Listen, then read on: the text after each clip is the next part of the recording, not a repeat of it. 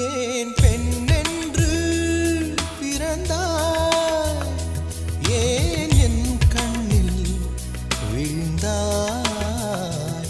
ஏன் ஒரு பாதி சிரித்தாய்? என் உயிர் பூவை எரித்தாய். முதல் நாள் பார்த்தாய், உறக்கம் கெடுத்தாய்.